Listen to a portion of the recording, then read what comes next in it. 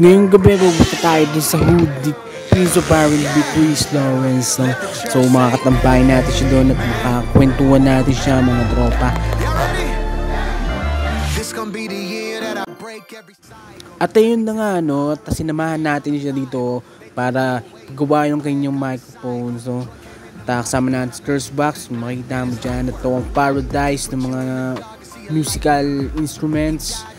Dito tayo bibili kayo dito sa JB Music EDSA. Ayan, napakaganda ng mga instrument na nandito, no? Solid na mga gitara. At ayan, sinubukan na nga natin yung magandang quality yung gitara nila, no? Nakakambarya rito, teka.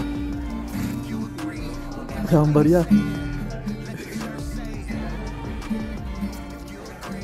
Hey.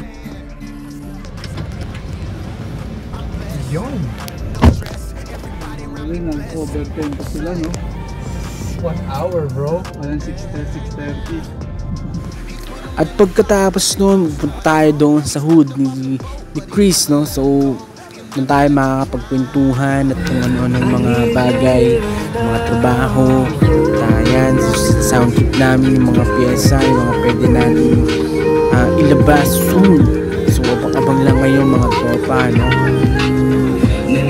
At ayan, na konting traffic lang kami dito papunta sa Hood ni Chris. Pero ayan, umaandar naman ng konti yung ating mga sasakyan na nasa harap.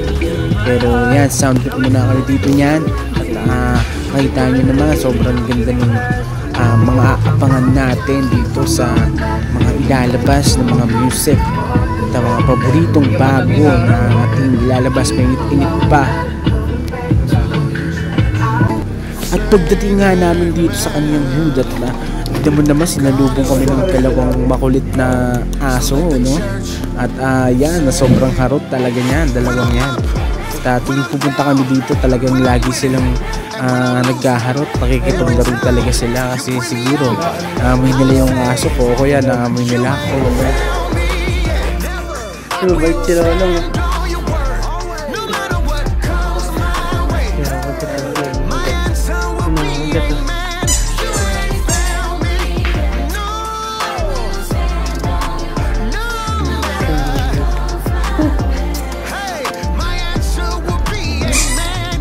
Dami na lang pa yun.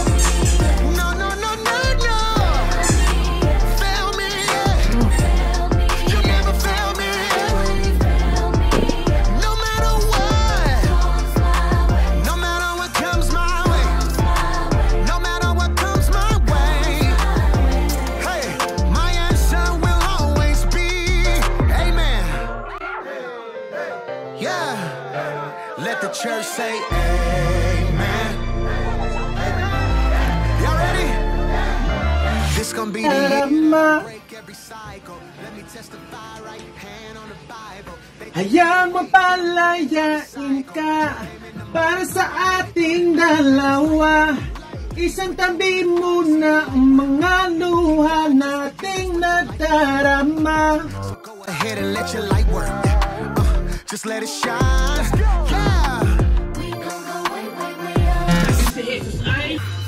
Nagmula sa kadiliman, naglalakad na parang bang walang patutunguhan. Nangangapa-kapa patungo sa banging hangganan. Nakikinig ngunit parang walang natututuhan. Kausap ang sarili ngunit di makasunduan. Hindi ko nga alam kung bakit ko pinatatuhan. Naging tanong sa salamin, kailan magtatakutan. Paso sa akin isip ko, sa sarili lamang. Pasamantalang, dito mo Say! He put them in the fire, but they don't smell like smoke. He stepped up off the boat, but he never let them go. He'll never let you drown. He'll never let you down.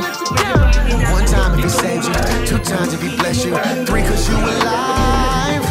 I know you may not come where you wanna, but I live long enough to know that he's outside. So let the church say